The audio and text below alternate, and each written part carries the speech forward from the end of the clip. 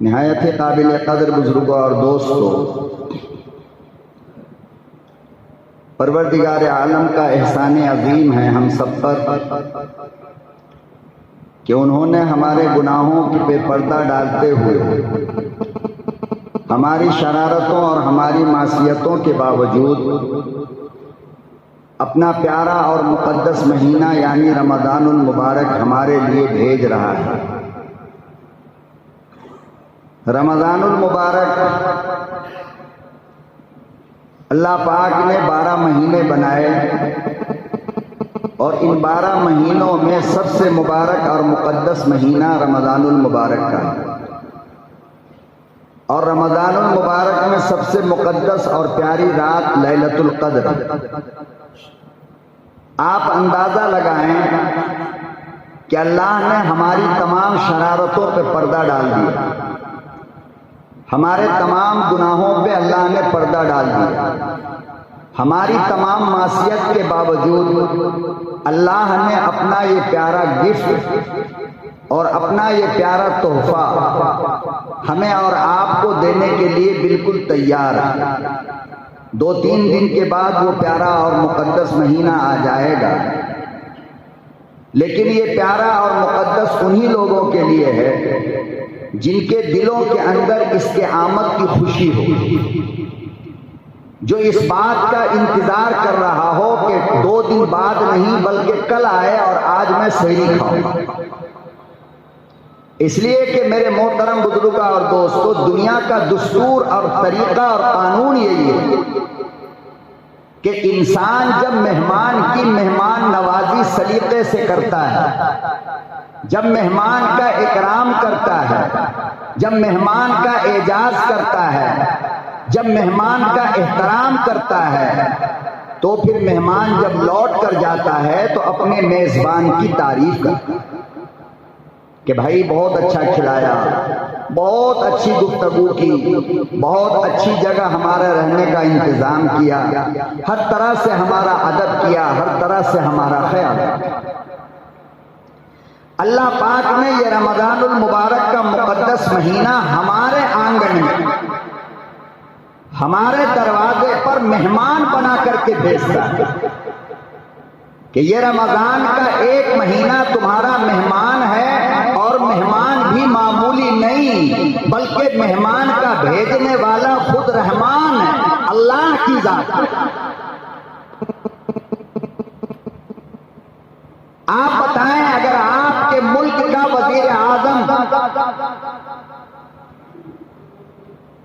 اگر آپ کے ملک کا وزیر اعظم دلی سے آپ کے یہاں کسی کو بھیجے کہ بھئی فلانے آدمی کے یہاں جاؤ ذرا کام ہے، تو آپ اس کا کتنا ادب کریں گے، آپ اس کا کتنا خیال کریں گے، آپ اس کے لیے قرض ہو، سود پہ پیسہ لانا پڑے، لون پہ پیسہ لانا پڑے، لیکن دنیا کا سارا انتظام آپ اس کے لیے کریں گے یا نہیں کریں گے؟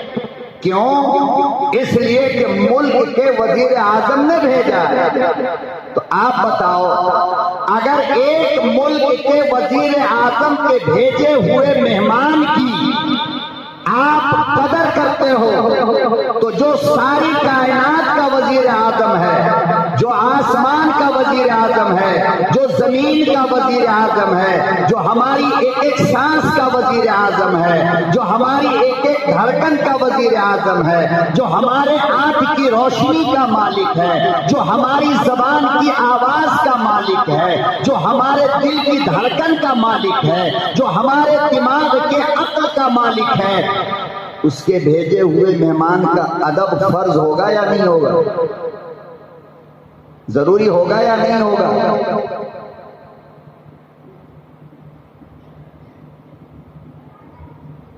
موجودہ زمانے میں دنیا کا کوئی بھی حکمران، چاہے وہ سپر پاور امریکہ ہو یا رشیا ہو یا چائنا ہو، آپ کی سانس پہ اس کی حکومت نہیں ہے۔ اگر آپ کا وزیر اعظم یہ چاہے کہ آج کے بعد تم سانس مت لینا، تو اس کی چلے گی یہاں پر، لیکن اللہ اتنا پاورفل ہے کہ وہ ہماری سانس کا بھی مالک ہے۔ وہ چاہے تو ابھی ہماری سانس کو کیا کر سکتا ہے؟ روک سکتا ہے، اور روک کر دکھاتا ہے اللہ اپنی طاقت کو۔ تو اتنے طاقت کے مالک اور ساری کائنات کا خالق اور ساری کائنات کو آرام دینے والا اور ساری کائنات کو ایک اشارے پہ چلانے والا اللہ جس مہمان کو ہمارے یہاں بھیجتا ہے، آپ ذرا سوچ کر بتاؤ اس کی قدر، اس کا ادب، اس کا احترام ہمیں کتنا کرنا چاہیے۔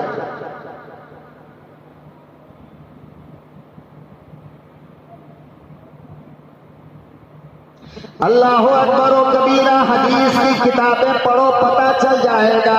امام الانبیاء محبوب کبریا حضرت محمد مصطفیٰ صلی اللہ تعالی علیہ وسلم اور آپ کے یاروں کا یہ طریقہ تھا، آپ کے صحابہ کا یہ طریقہ تھا، آپ کی بیویوں کا یہ طریقہ تھا، تمام صحابہ کی بیوی بیٹیوں کا یہ طریقہ تھا کہ جناب رسول اللہ صلی اللہ علیہ وسلم کے ساتھ ساتھ مکمل ایک مہینہ رمضان سے پہلے والا رمضان کی تیاری میں گزرتا۔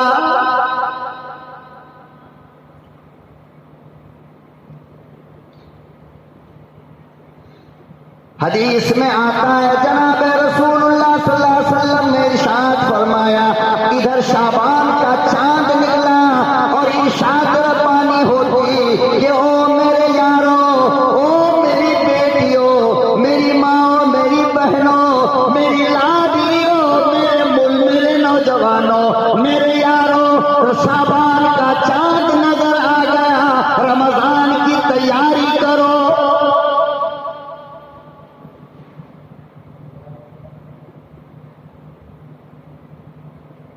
ارشاد فرمایا مدنی کریم صلی اللہ تعالی علیہ وسلم نے لوگوں، دو نعمت اللہ کی اتنی بڑی ہے، دو نعمت اللہ کی اتنی عظیم ہے، دو نعمت اللہ کی اتنی بڑی ہے کہ وہ نعمت اللہ نے آدم کو نہ دیا، آدم کی امت کو نہ دیا، موسیٰ کو نہیں دیا، موسیٰ کی امت کو نہیں دیا، ابراہیم خلیل اللہ کو نہیں دیا، آپ کی امت کو نہیں دیا، عیسیٰ کو نہیں دیا، یعقوب کو نہیں دیا، یونس کو نہیں، یوسف کو نہیں، داؤد کو نہیں، زکریا کو نہیں، یحییٰ کو نہیں، فرمایا 1,24,000 نبیوں میں سے کسی نبی کو یہ دو نعمت ہم نے نہ دی، نہ اس کی امت کو دیا۔ فرمایا اے میرے محبوب کے دلاروں، میرے محبوب کے ماننے والوں، آمنہ کے در یتیم کا کلمہ پڑھنے والوں، یہ وہ نعمت ہے جو میں نے اپنے خزانے میں چھپا کر رکھا تھا، میں تیرے حوالے کرتا ہوں۔ ایک قرآن کی نعمت، ایک رمضان کی نعمت۔ نہ قرآن کسی کو دیا، نہ رمضان کسی کو دیا، جبکہ اللہ نے ہمیشہ سے اللہ نے اس کو اپنے خزانے میں محفوظ رکھا۔ جتنے نبی آئے بہت ساری چیزیں اللہ نے ان کو عطا فرمائی۔ جب پوچھا گیا میرے پروردگار یہ رمضان، یہ قرآن ہمیں نہیں دو گے؟ فرمایا نہیں، موسیٰ نہیں، ابراہیم نہیں، ساری کائنات جو چاہتا ہے مانگے، مگر یہ وہ اسپیشل تحفہ ہے، یہ وہ اسپیشل گفٹ ہے جو میں موسیٰ تجھے بھی نہیں دیتا، ابراہیم تجھے بھی نہیں دیتا، کسی نبی کو نہیں دوں گا۔ فرمایا اللہ میاں کسے دے گا؟ فرمایا یہ میرا جو سب سے لاڈلا نبی ہے، میرا جو سب سے لاڈلا نبی ہے اور میری جو سب سے لاڈلی میرے نبی کی امت ہے، یہ تحفہ، یہ گفٹ میں اس امت کو دوں گا، اس نبی کو دوں گا۔ کیا کیا اللہ نے ہمارے لیے سوچا ہے، کہاں تک اللہ نے ہمارے لیے سوچا، کتنا اللہ نے ہمارے لیے انتظام کیا، لیکن افسوس نہ آج قرآن کا ادب احترام ہے نہ رمضان کا ادب احترام ہے۔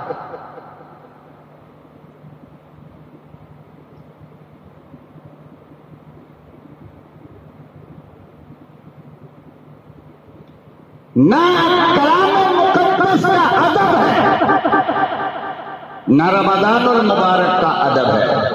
آپ جا کر کے معلوم کر لو، 2 دن باقی ہے رمضان آنے میں، یہ جتنے لوگ یہاں پر بیٹھے انہی لوگوں سے پوچھ لو کہ رمضان کی تیاری ہو گئی، کیا جواب ملتا ہے؟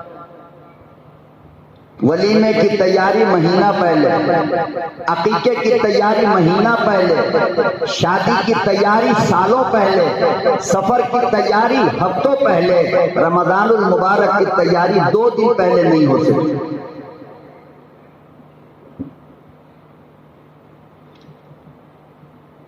اور یہ الٹا پوچھتے ہیں کہ مولانا رمضان کی تیاری کیا کرنا ہے؟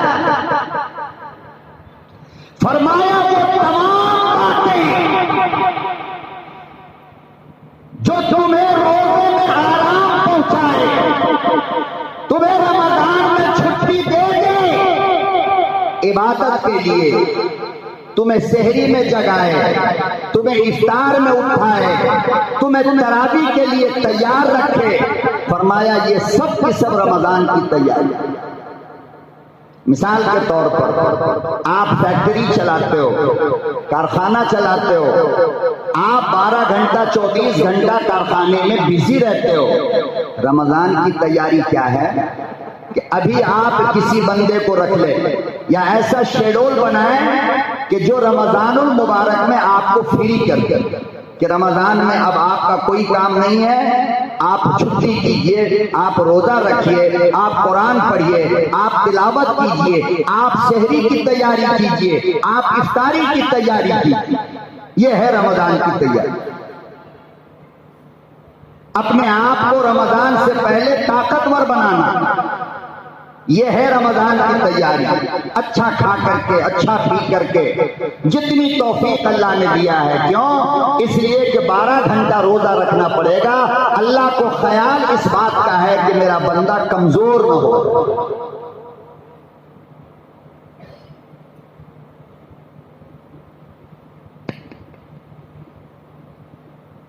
عید کے کپڑے کا مسئلہ ہے، رمضان سے پہلے اس کو حل تاکہ چاند رات کی عظیم عبادت مانگنے والی رات میں آپ بازاروں میں نہ چلے جائیں۔ یہ ہے رمضان کی تیاری۔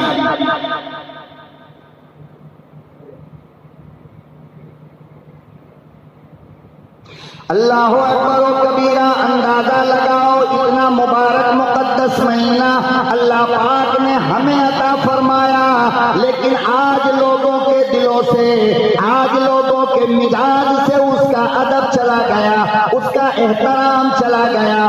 اللہ کی قسم، تاریخ کی کتاب میں لکھا ہے رمضان المبارک کی ہر رات میں امام اعظم ابو حنیفہ ایک ختم قرآن کریم کیا کرتے تھے۔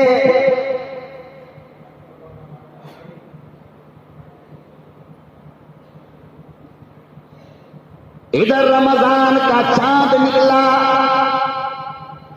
ادھر امام اعظم ابو حنیفہ کھڑا ہو گیا، نماز فجر سے پہلے پہلے ایک ختم قرآن کا پورا ہوتا۔ اللہ کی قسم کھا کر کہتا ہوں، ادھر چاند عید کا نکلتا، ادھر امام اعظم ابو حنیفہ کے 30 ختم قرآن ہوتے۔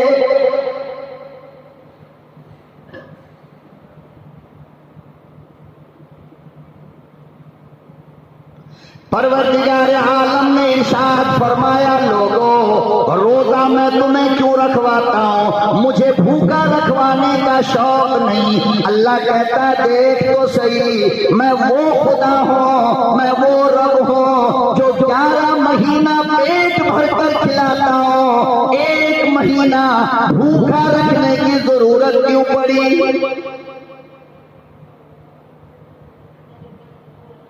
کیا شوق آ گیا یا اللہ کے خزانے میں کوئی کمی ہو گئی؟ فرمایا نہیں میرے بندو، جب خوب کھاتے ہو پیتے ہو، موج مستی زیادہ ہو جاتی ہے، جب پیٹ بھرا رہتا ہے گناہ زیادہ ہو جاتے ہیں، جب میں تمہیں بھوکا رکھتا ہوں، جب 12 گھنٹہ تمہارا پیٹ خالی ہوتا ہے تو تمہارے اندر کا شیطان گناہوں سے روکتا ہے۔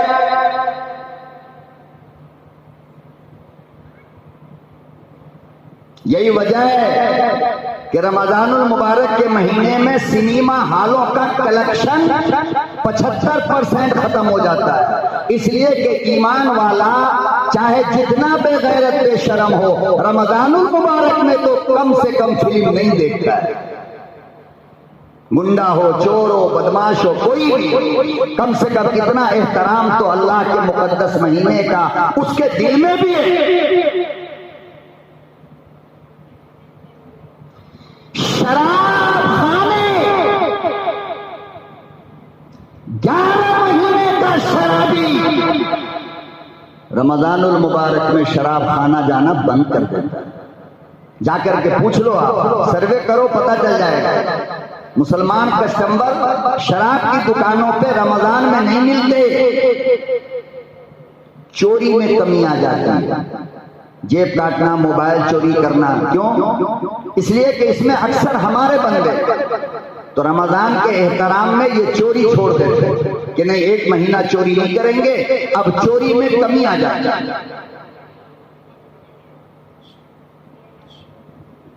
زنا کرنا لوگ چھوڑ دیتے ہیں، تو کوٹھیوں پہ، بلڈنگوں پہ جہاں یہ دھندا چلتا ہے رمضان کے مہینے میں، وہاں مسلمان نظر نہیں آئے گا آپ کو۔ گالی دینا، اکثر لوگ گالی دینا چھوڑ دیتے ہیں کہ روزہ خراب ہو جائے گا، اور اگر روزہ نہیں ہے تو اللہ ناراض ہو جائے گا۔ یہ رمضان کی برکت ہے۔ اسی کو اللہ پاک نے قرآن کریم میں ارشاد فرمایا، یا ایھا الذین آمنوا کتب علیکم الصیام،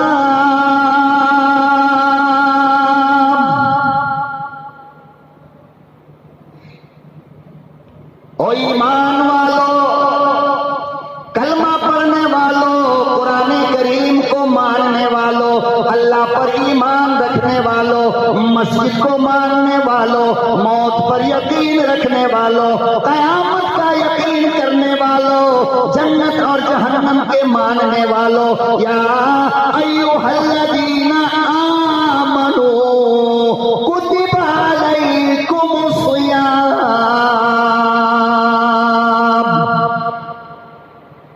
میں نے روزہ تم پہ فرض کر دیا۔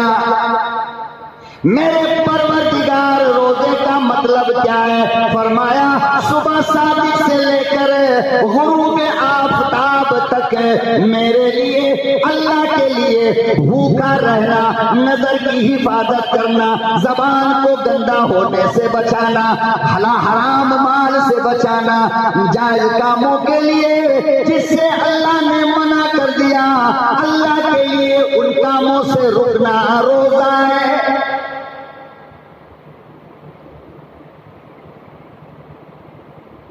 آپ سے اگر کوئی پوچھ لے، غیر مسلم پوچھ لے، کوئی یہودی پوچھ لے، کوئی عیسائی پوچھ لے کہ بھائی روزہ روزہ روزہ روزہ کرتے ہو، ذرا یہ تو بتاؤ کہ روزہ ہے کیا، تو کیا جواب دو گے آپ؟ بھوکے رہنے کا نام روزہ نہیں ہے۔ ہاسپٹل کے اندر بہت سارے بیمار ایسے ہیں جن کو ڈاکٹر آپریشن کے بعد کہہ دیتا ہے 2 دن کھانا نہیں کھانا، تو کیا وہ روزہ ہے؟ پانی نہیں پینا ہے، تو کیا وہ روزہ ہے؟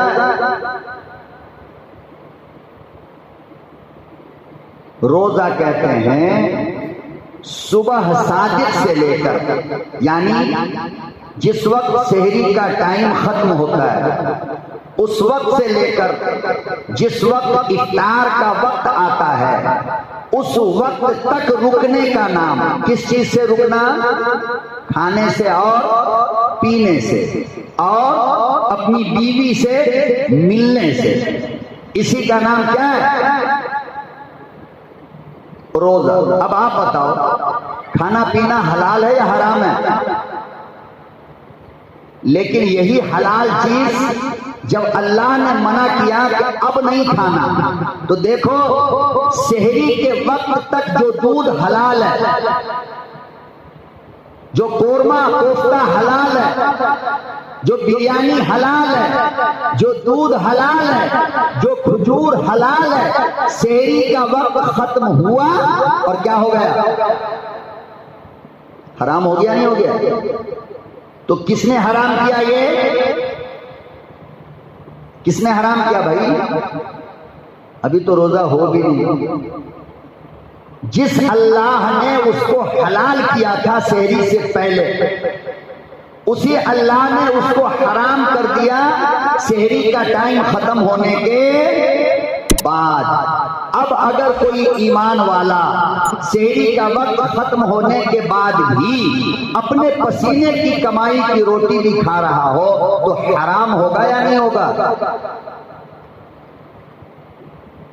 پتہ یہ چلا کہ ایمان اور ایمان والا کہتے اسے ہیں کہ جو اللہ کی مانے.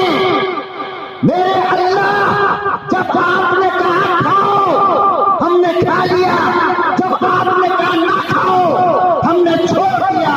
اللہ کہتا ہے کہ جب تم نے میری اتنی بات مان لی تو پھر سن، ادھر افطار کے لیے تو بیٹھے گا اور ادھر میں تیری مغفرت کا اعلان کروں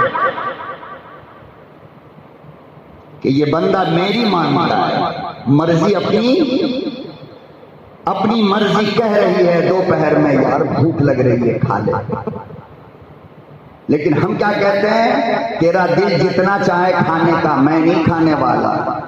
تیرا حلق سوکھ جائے پیاس سے، میں نہیں پینے والا. کیوں؟ اس لیے کہ جس نے تجھے سحری تک حلال کیا تھا اس وقت اس نے حرام کر رکھا ہے. اللہ کہتے ہیں میرے بندو، یہی ادا تمہاری ہم کو بہت پیاری ہے کہ بندہ میری کتنی بات مانتا ہے.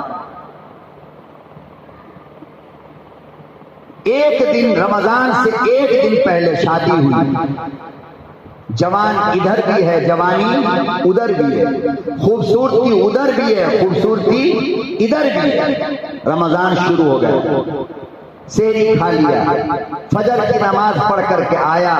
خوبصورت بیوی، جوان بیوی سامنے کھڑی ہو کر کے بلاتی ہے، مگر یہ کیا کہہ رہا ہے؟ نہیں اس وقت نہیں آ سکتا، اس لیے کہ میں روزے کی حالت میں ہوں. جس اللہ نے رات میں میرے لیے تجھ کو حلال کیا تھا اس اللہ نے اس وقت تجھے حرام کیا، میں نہیں جا سکتا. اللہ پاک فرماتے ہیں یہ دونوں میاں بیوی کی گفتگو مجھے اتنی پیاری لگتی ہے، اتنی پیاری کہ میں اسی وقت اس کی مغفرت کا اعلان کر دیتا کہ میرے لیے اگر تو نے اس جوانی کی عمر میں اپنی خواہش کو، اپنی تمنا کو بریک لگا لیا تو پھر میں تجھے جنت کیوں نہ دے دوں؟ کتنی بڑی بات ہے آپ بتائیے. لیکن یہ فضیلت اور یہ موقع رمضان کے بعد ملے گا. یہ سب کب مل رہا ہے؟ ارے عید کی نماز پڑھ کر کے تم کو پیاس لگی، پانی پینے کا دل چاہ رہا ہے مگر تم پی نہیں رہے ہو تو ثواب ملے گا؟ گناہ ہوگا. پیشاب معلوم ہو رہا ہو، پیشاب کرنے نہیں جاؤ گے، اللہ کے نبی نے فرمایا گناہ ہوگا. پاخانہ معلوم ہو رہا ہے، آپ بیت الخلا نہیں جا رہے ہو، اللہ کے نبی نے فرمایا گناہ ہوگا. بھوک لگ رہی ہے، کھانا موجود ہے نہیں کھا رہا ہے، اللہ کے نبی صلی اللہ علیہ وسلم نے فرمایا گناہ ہوگا. پیاس لگی ہے، پانی موجود ہے، اللہ کے نبی صلی اللہ علیہ وسلم نے فرمایا نہیں پیے گا تو گناہ ہوگا. بیوی موجود ہے، ادھر جوانی موجود ہے، ارمان پیدا ہوا، اب اگر ملاقات نہیں کرتا ہے تو گناہ ہوگا. لیکن آپ بتاؤ رمضان میں پیاس لگی، پانی نہیں پیا، گناہ ہوا یا ثواب ہوا؟ ارے کیا ہوتا ہے دن میں رمضان المبارک کے دن میں پیاس سے منہ سوکھتا رہتا ہے، اور اب تو جو موسم آ گیا ہے بنگلور میں، ابھی سے جو حالت اس نے دکھا رکھا ہے، اس بار کا رمضان تو انشاءاللہ بہت مزہ آئے گا رکھنے کا، بہت مزہ آئے گا۔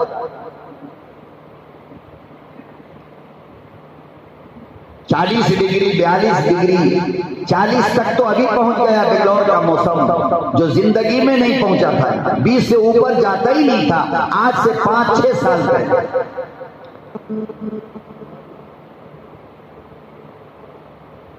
تو اگر رمضان میں پیاس نہ لگے، بھوک نہ لگے، پسینہ نہ نکلے، تو پھر روزے کا تو مزہ ہی نہیں،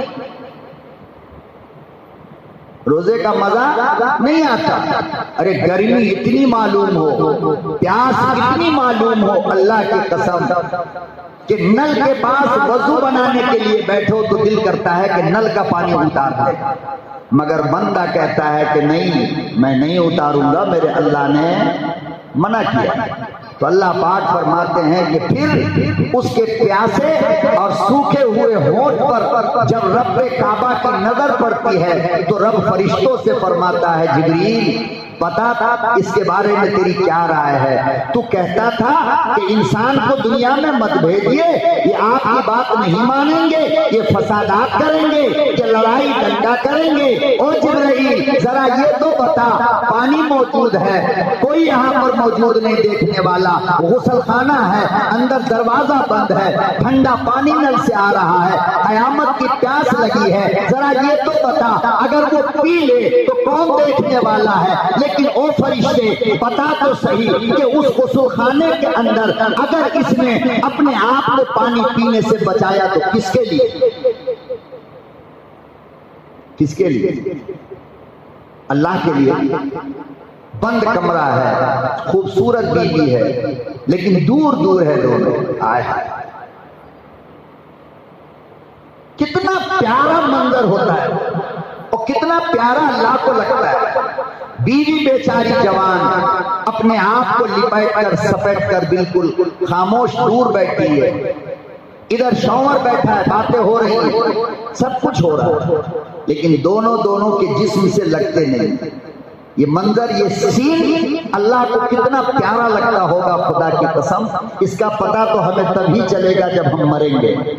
جب تک آنکھ بند نہیں ہوگی یہ سین پردے پر، اسکرین پر اللہ ہم کو نہیں دکھائے گا۔ لیکن قیامت کا میدان ہوگا، عدالت خدا کی لگی ہوگی۔ لوگوں یاد کرو اس دن کو جب اللہ پاک ایک اسکرین لگائے گا، اللہ پاک ایک پردہ لگائے گا، پھر ہم دونوں میاں بیوی کو دور بیٹھا دکھائے گا، پھر اللہ پاک ارشاد فرمائے گا، او میرے بندے یہ زمانہ یاد کر، یہ کس وقت کا سین ہے، یہ کب کی تصویر ہے۔ بندہ کہے گا میرے پروردگار مجھے یاد نہیں۔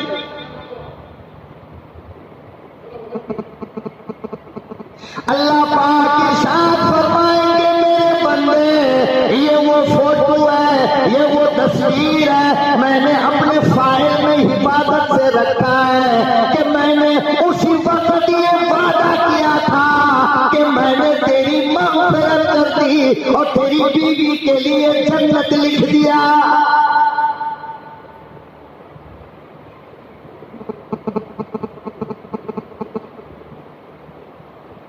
پھر میرا پروردگار ایک اسکرین لگاتا ہے، پھر اس پر ایک تصویر آتی ہے، دسترخوان پہ سیب رکھا ہے، فروٹ رکھا ہے، سموسہ رکھا ہے، کوفتہ رکھا ہے، اور ساری دنیا کی نعمت رکھی ہے، مگر میری آنکھیں دیکھتی ضرور ہے، ہاتھ اٹھاتا نہیں۔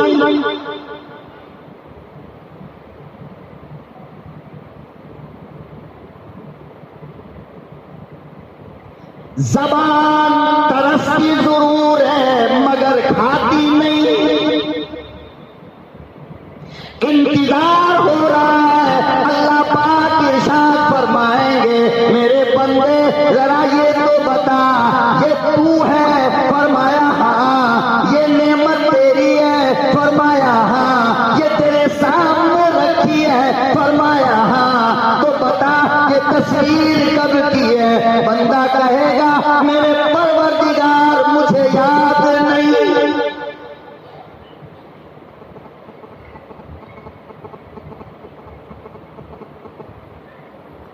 اللہ پاک فرمائے گا او میرے بندے، یہ رمضان کا مہینہ تھا، یہ پورے دن کا تو بھوکا پیاسا تھا، تیری حالت روزے کی تھی، شام تک تیرے ہونٹ سوکھ رہے تھے، تیرے لب سوکھ رہے تھے، تیرا پیٹ پیٹ کو لگ رہا تھا، مگر تو میرے انتظار میں بیٹھا تھا۔ میں نے یہ تصویر اٹھائی اپنے فائل میں رکھ دی کہ جا آج یہ منظر دیکھ کر میں تیری مغفرت کا وعدہ کرتا ہوں۔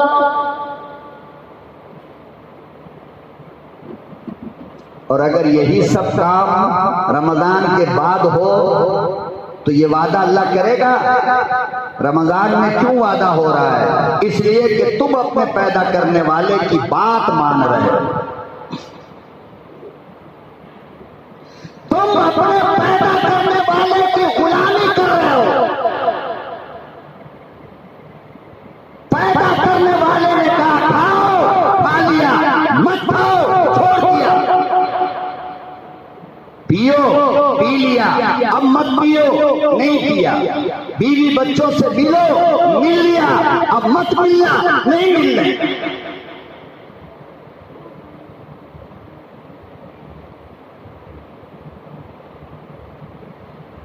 اسی لیے اللہ پاک نے حدیث قدسی ہے، جناب رسول اللہ صلی اللہ علیہ وسلم نے ارشاد فرمایا کہ کل قیامت کے میدان میں جب 1,34,000 حضرات انبیاء ہوں گے، اسٹیج سجایا جائے گا، ایک طرف اللہ ہوگا، ایک طرف محمد مصطفیٰ صلی اللہ علیہ وسلم ہوں گے۔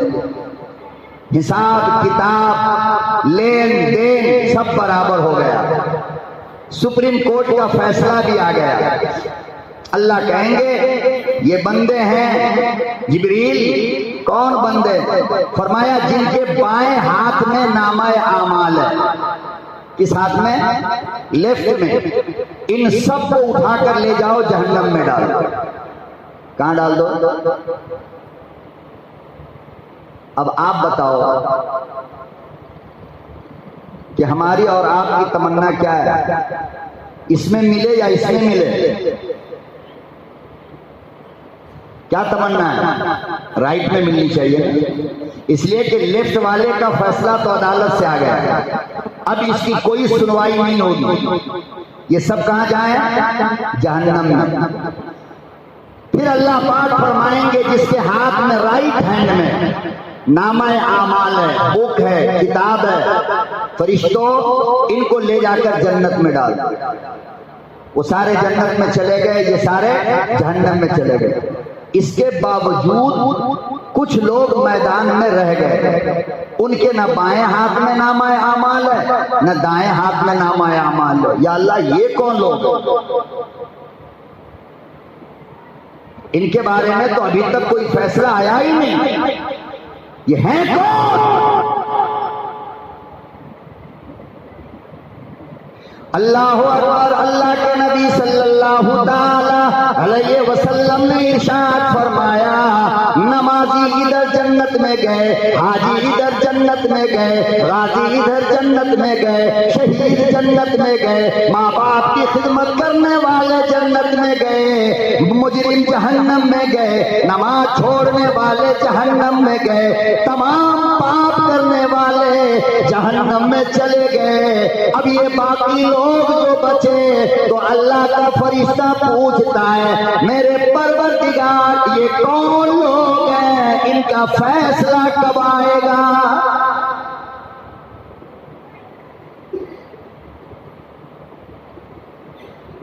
اللہ پاک ارشاد فرماتا ہے او میرے فرشتوں یہ وہ خوش نصیب لوگ ہیں، یہ مقدر کے سکندر ہیں، یہ مقدر والے لوگ ہیں۔ او جبرائیل ان کا بدلہ جنت نہیں،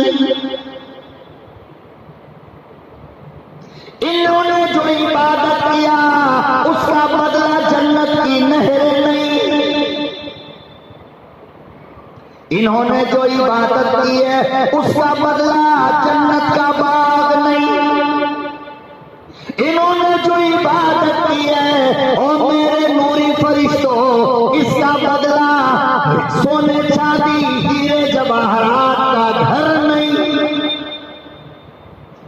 اللہ کیوں؟ کون لوگ ہیں؟ آواز آتی ہے، پروردگار عالم فرماتے ہیں الصوم لی وانا اجزی بہ، یہ تمام میرے وہ بندے ہیں جو 30 دن تک میرے لیے روزہ رکھا۔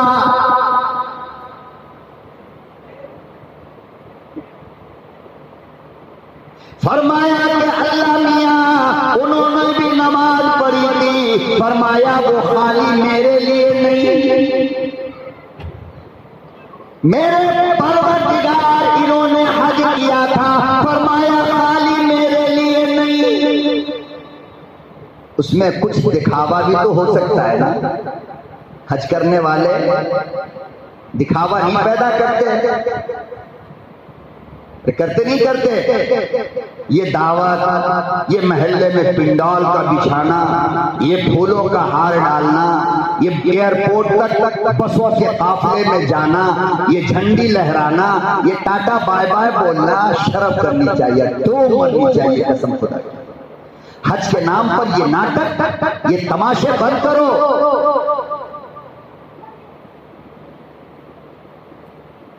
یہ بن سنور کر نئے نئے کپڑے اور نئے نئے زیوروں کا بیٹی کا حاجی صاحب کے ساتھ ایئرپورٹ تک جانا، پھر ایئرپورٹ پہ جا کر ان کا سیلفی لینا، پھر بابا کی تصویر کھینچنا، پھر بابا کا ٹاٹا بائے بائے بولنا احرام پہن کر کے۔ کتنا بدنصیب حاجی، لعنت ہے ایسے حاجی کے اوپر۔ یہ حاجی نہیں، اسی لیے اللہ کہتے ہیں کہ حج کرنے والا اپنے اندر ریاکاری پیدا کر سکتا ہے، دکھاوا۔ نماز کے لیے آنے والے کے دل میں تھوڑی دیر کے لیے یہ بات پیدا ہو سکتی ہے کہ میرا پڑوسی دیکھ لے میں کتنی پابندی سے نماز پڑھتا ہوں، ہو سکتی نہیں ہو سکتی؟ اپنے گھر میں بیٹھ کر تلاوت کرنے والا زور زور سے تلاوت یہ سوچ کر سکتا ہے کہ بازو والا سن لے کہ میں 12 بجے رات میں تلاوت کرتا ہوں، ممکن ہے یا نہیں ایسا؟ زکوٰۃ صدقہ دینے والا تھوڑی دیر کے لیے یہ سوچ سکتا ہے، اور اب سوچ سکتا کیا ہے؟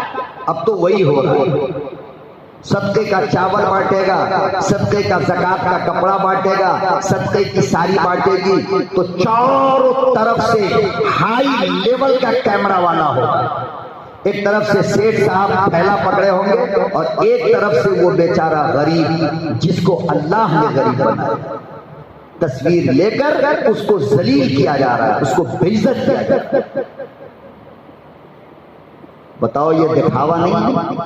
یہ ریاکاری نہیں؟ فرمایا کہ صدقہ خیرات تو ان لوگوں کو دینی چاہیے اور اس وقت دینی چاہیے کہ اس ہاتھ سے دیتے ہوئے اس ہاتھ کو پتہ نہ چلے۔ اللہ نے کبھی دنیا والوں کو دکھا کر تمہیں کھلایا ہے؟ یا تم کو روزی دینے سے پہلے اللہ نے اعلان کیا ہے کیوں عبد الغفار میں تمہارے بھائی عبد الرزاق کو روزی دے رہا ہوں؟ اللہ بولا ہے؟ کبھی پانی پلانے سے پہلے میرے اللہ نے تمہیں بے عزت کیا، ذلیل کیا؟ ارے اللہ تو اپنے فرشتوں کو نہیں بولتا۔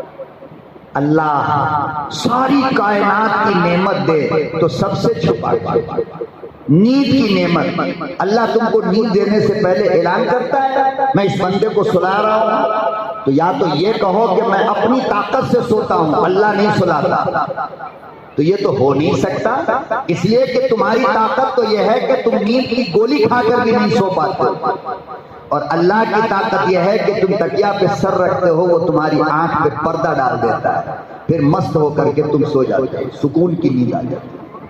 تو اللہ نے آپ کو سلانے سے پہلے پرچار کیا کہ میں نیند دے رہا ہوں بھائی، اور اسی اللہ کی دی ہوئی نعمت ایک تھیلا، ایک ساری، ایک کپڑا کسی غریب کو دے رہا ہے، تو بغیرت بے شرم تیری مال کو، تیری دولت کو اللہ آگ لگا دے، تو غریب کو بے عزت کر کے، یتیم کو ذلیل کر کے دے رہا ہے، دنیا میں اس کی غربت کا مذاق بنا رہا ہے، پردہ پہن کر کے ہے، برقع پہن کر کے۔ آئے ہائے سیٹھو، مال والو، 2 منٹ کے لیے سوچ کہ اگر وہاں پہ تیری اپنی بیٹی ہوتی تو کیا پھر بھی تو بیٹی کے ساتھ اپنی تصویر کھنچوا کر سوشل میڈیا پہ ڈالتا؟ لیکن ڈالتا اس لیے ہے کہ یہ دوسرے کی بیٹی، کاش کہ اس معصوم کا بابا بھی زندہ ہوتا تو تیرے زکات کے کپڑے کے لیے اپنی جوان بیٹی کو لائن میں نہیں کھڑا کرتا، وہ رکشہ چلا کر اپنی بٹیا کا کپڑا خریدتا۔ لیکن یتیمی کا تو نے مذاق بنایا۔ سمجھ جاؤ سمجھ جاؤ، ورنہ اتنے پڑیں گے اللہ کی قسم، سر کے بال تو اڑیں گے، تیرے ہڈیوں کا قیمہ اللہ قبر میں بنا کر کے رکھ دے۔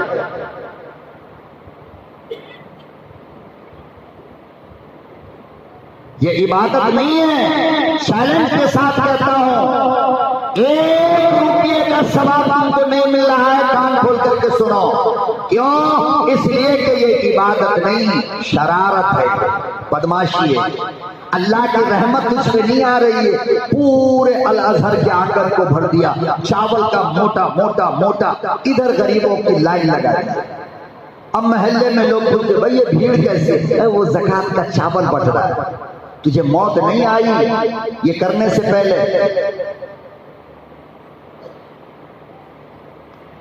تیری زکات ہے، تو بہت بڑا آدمی، تو مسئلہ کیا ہے؟ تو پردے والے غربت مکان میں جو عورتیں، جو مرد بیمار ہے، اس کے دروازے تک لے کر کے جاؤ تاکہ کوئی دیکھ نہ پائے، جیسا کہ میرا ابو بکر جاتا تھا، عمر جاتے تھے، عثمان جاتے تھے، علی جاتے تھے، صحابہ جاتے تھے۔ مگر آج تو نمائش، اسی لیے اللہ کہتا ہے کہ دنیا کی تمام عبادت میں ساری عبادت میں ریاکاری پیدا ہو سکتی ہے، ساری عبادت دکھانے کے لیے کی جا سکتی ہے، مگر روزہ ایک ایسی عبادت ہے کہ اگر اس میں دکھاوا چاہے گا تو بھی نہیں ہوگا۔ روزہ میں اگر تم چاہو دنیا کو دکھانے کے لیے روزہ رکھنا تو رکھ سکتے ہو؟ ارے بولو نا، رکھ سکتے ہو؟ نہیں رکھ سکتے۔ کیوں؟ کہ چلو بازار میں گئے تو دنیا نے دیکھ لیا کہ ہوش سوکھا ہے، روزے کی حالت۔ گھر میں آئے تو اماں ابا نے دیکھ لیا بیٹے کا منہ سوکھا ہے، روزے کی حالت۔ لیکن جب تم غسل خانے میں گئے وہاں کون دیکھنے والا تھا؟ وہاں تو پی سکتے تھے نا پانی، پیا نہیں۔ اب بتاؤ روزہ کس کے لیے ہوا؟ ارے دنیا کو دکھانے کے لیے رکھا تھا تو دکھا لیا نا، لیکن پانی پینے کا چانس موقع ملا نا، تو نے پیا نہیں۔ تو فرمایا اسی لیے میں کہتا ہوں کہ ساری عبادت لوگ دکھانے کے لیے کر سکتے ہیں، مگر روزہ ایک ایسی عبادت ہے جو چاہے گا بھی تو دکھانے کے لیے نہیں رکھ سکتا ہے۔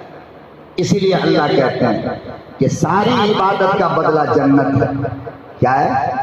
ساری عبادت کا بدلہ جنت، جنت کی نہریں، ہیرے جواہرات کے مکانات۔ لیکن باری جب روزے کی آئی تو اللہ نے فرمایا فرشتوں ہٹ جاؤ، بدلہ تمہارے ہاتھ سے نہیں دیا جائے گا، بلکہ اس کا تحفہ کیا ہے؟ میں اللہ اپنے ہاتھ سے دوں گا۔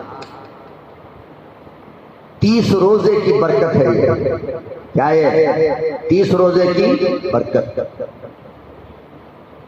ارشاد فرمایا پروردگار عالم نے تمام فرشتوں جگہ خالی کرو، ہٹ جاؤ۔ نماز کا، حج کا، زکات کا، تعلیم قرآن کا، تبلیغ کا، تقریر کا، خطاب کا، تمام عبادت کا بدلہ فرشتوں تو تم دے دو، مگر روزہ ایسی عبادت ہے، الصوم لی، یہ اوریجنل مال ہے، بندہ نے میرے لیے رکھا۔ الصوم لی وانا اجزی بہ، بندے نے یہ روزہ میرے لیے رکھا، میں اپنا پردہ اٹھا کر اپنے بندے کو اپنا چہرہ دکھاؤں گا۔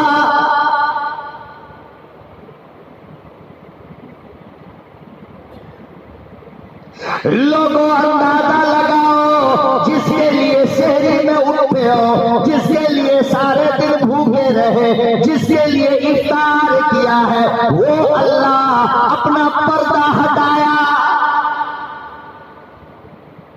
اپنے چہرے سے نقاب ہٹایا اور پردہ ہٹا کر میرے سامنے تیرے سامنے آ گیا، اور روزہ رکھنے والوں میرے لیے رکھا تھا، لو میں اللہ ہوں۔ خدا کی قسم اندازہ لگاؤ وہ سین، وہ منظر کتنا پیارا ہوگا کہ خود اللہ میرے سامنے کھڑا ہو کر کہہ رہا ہوں کہ تیرے روزے کا بدلہ میں ہوں۔ کون ہے؟ جس اللہ کے لیے ہم نے دنیا کی لذت کو چھوڑا، دنیا کی خواہش کو ہم نے لات مارا، آج وہ اللہ میرے سامنے کھڑا ہے۔ بتاؤ اس سے بھی اچھی مزدوری کوئی مل سکتی ہے مزدور کو؟ اس لیے میرے محترم بزرگوں اور دوستو، اپنے علماء کے درد کو سمجھو۔ 11 مہینہ کھایا ہم نے کبھی منع نہیں کی، لیکن یہ ایک مہینہ جو رمضان المبارک کا آ رہا ہے، اللہ کے واسطے خود بچوں کو، نابالغ بچے ہیں، چھوٹے بچے ہیں، ان کو چھوڑ کر جو بڑی عمر کے بچے ہیں، بیوی ہے، ان کو، محلے والوں کو، اڑوس کو، پڑوس کو، رشتہ دار کو روزہ رکھنے کی تلقین کرو، اور روزے کا، رمضان کا ادب کرو، احترام کرو۔ موبائل کا استعمال رمضان المبارک کے مہینے میں بالکل سمجھ لو ناجائز اور حرام ہے، میرے لیے میں نہیں چھوں گا، ورنہ پھر وہ موبائل کا اسکرین تمہاری آنکھ کے سامنے گندی تصویریں لا کر تمہارے روزے کو خراب کرے۔ تراویح میں قرآن کریم کی جو روحانیت والی قوت تمہارے اندر پیدا ہوئی، سونے کے وقت تم نے موبائل کی گندگی کو دیکھا، وہ طاقت انسان سے نکل جاتی، وہ روحانی طاقت کیا ہوگی؟ ختم ہو جائے گی۔ اس لیے میری گزارش یہ ہے آپ سے، مان لو میری بات، کہ رمضان میں کم سے کم موبائل کا استعمال صرف کالنگ کے لیے، آنا اور جانا، وہ بھی حلال کالنگ، ناجائز نہیں، حرام نہیں، غلط نہیں، وہ بھی مختصر ضروری باتوں کے لیے موبائل کا استعمال کرو، دیکھنے کے لیے فیس بک ہو، واٹس ایپ ہو، یہ ہو وہ ہو، جتنی لعنت ہے یہ سب کو کیا کرو، ڈیلیٹ کر کے ختم کر دو۔ 30 دن ہم ان کا استعمال نہیں کریں گے، انشاءاللہ روزہ بھی آپ کا ہوگا، تراویح بھی آپ کی ہوگی، عید بھی آپ کی ہوگی، اور خوشیوں والی صبح بھی آپ کی ہوگی۔ آپ آزما کر کے دیکھ لینا کہ رمضان کے ادب کا، روزے کا اللہ کیسا بدلہ عطا فرماتا۔ تو انشاءاللہ ہم سب استقبال رمضان کے لیے تیار ہے نا؟ تیار ہے نا؟ بالکل سب لوگ انشاءاللہ روزہ رکھیں گے نا؟ ہاں، اگر کوئی پریشانی ہو بیماری کی شکل میں یا اور کسی طرح کی، تو اپنے علماء سے پہلے مشورہ کر لیں کہ مولانا مسئلہ معلوم کرنا ہے، یہ معاملہ ہے، میں کیا کروں؟ ٹھیک ہے؟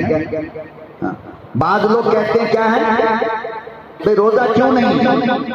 مولانا سحری میں نہیں اٹھاتا۔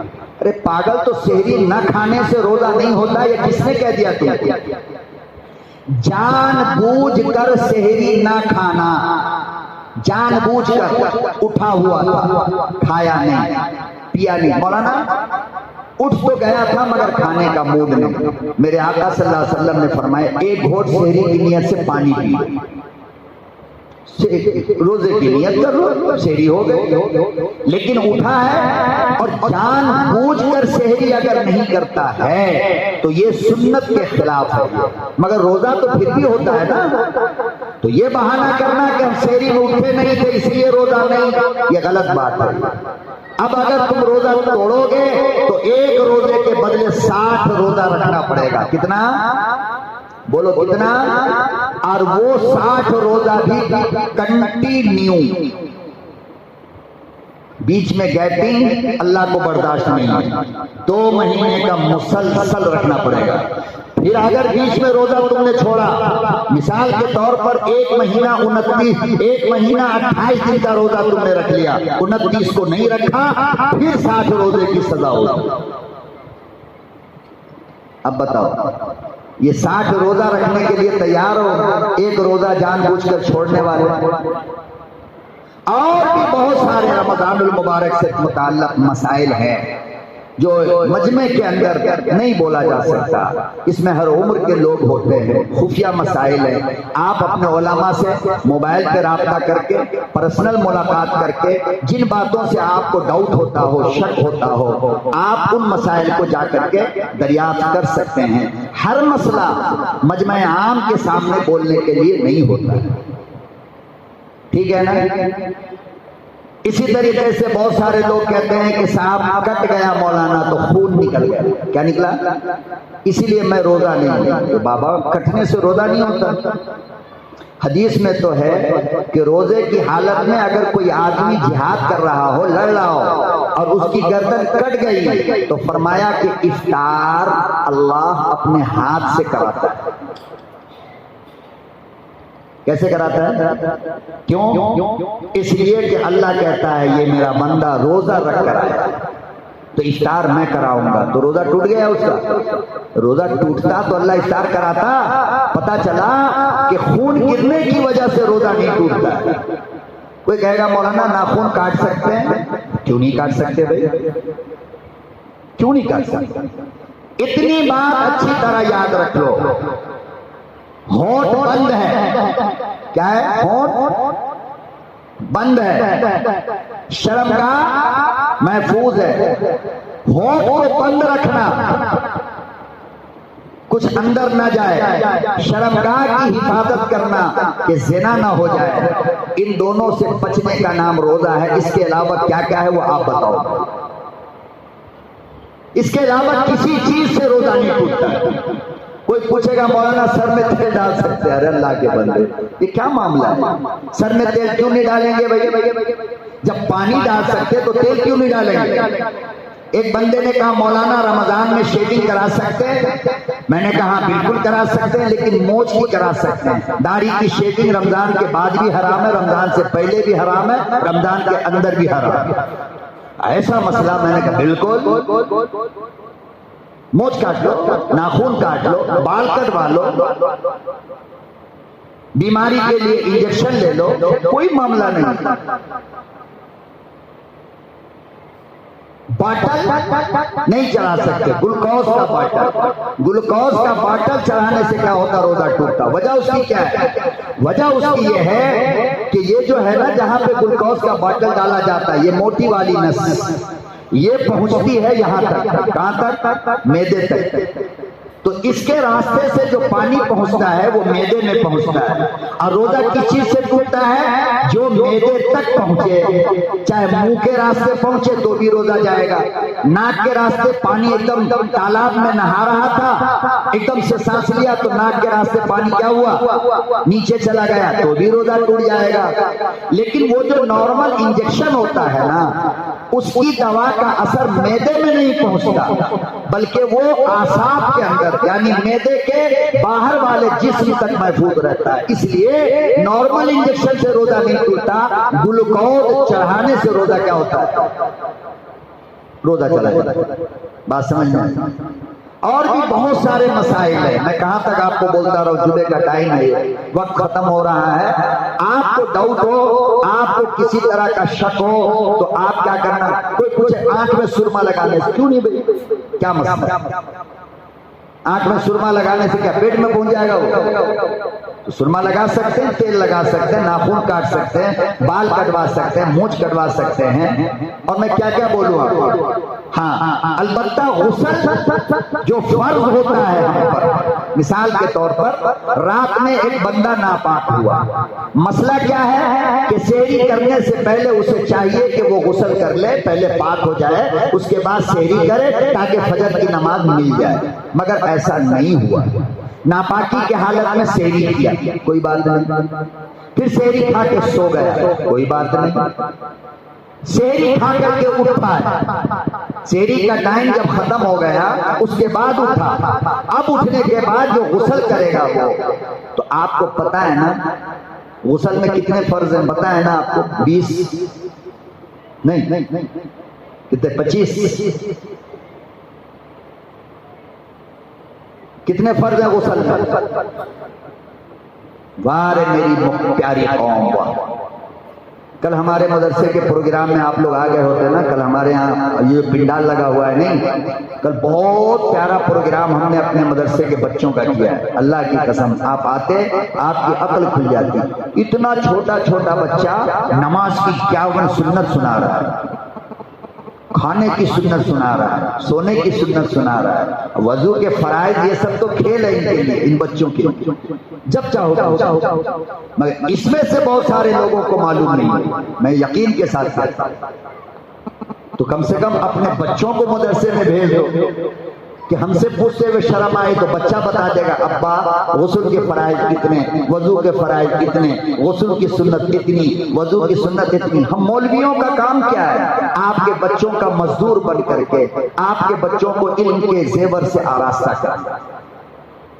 تو 3 فرائض ہیں وضو میں، کلی کرنا، ناک میں پانی ڈالنا، پورے بدن پہ پانی بہانا۔ تو یہ جو کلی کرنا ہے نا، اس میں یہ بھی فرض ہے کہ غلالہ کرے، سمجھ رہے ہیں؟ پانی حلق کے نرم حصے تک پہنچانا ضروری ہے، لیکن سحری کے بعد اگر غسل کر رہے ہو تو یہ بھی ضروری نہیں۔ کیوں؟ اس لیے کہ اب اگر ایسے کیا تو پانی کہاں چلا جائے گا، سمجھ رہے ہو نہیں؟ لیکن بغیر غلالہ کے منہ میں پانی لیا پھینک دیا، غسل کیا ہوتا ہے؟ ہو جاتا ہے۔ سحری سے پہلے اگر غسل کر رہے ہو تو پورا غلالہ جیسے نارمل کرتے ہیں، اب تو روزہ نہیں ٹوٹے گا نا۔ بس یہی چند باتیں ہیں جس کا خیال رکھنا ضروری ہے میرے محترم بزرگ اور دوستو۔ تو سب سے پہلی بات یہ ہے کہ رمضان کا استقبال دل سے کرنا ہے۔ کسے؟ دل سے۔ اللہ سے صحت مانگو، تندرستی مانگو، رزق مانگو، روٹی مانگو، اولاد نہیں ہے اولاد مانگو، برکت مانگو، اللہ سب کچھ دیتا ہے۔ اور قسم کھا کر اللہ نے کہا کہ روزہ دار بندہ افطار کے وقت، سحری کے وقت جب مجھ سے مانگتا ہے تو اس کے مانگنے میں جتنا ٹائم لگتا ہے میرے قبول کرنے میں اتنا ٹائم نہیں لگتا۔ اللہ پاک عمل کی توفیق عطا فرمائے۔ وآخر دعوانا الحمدللہ رب العالمین۔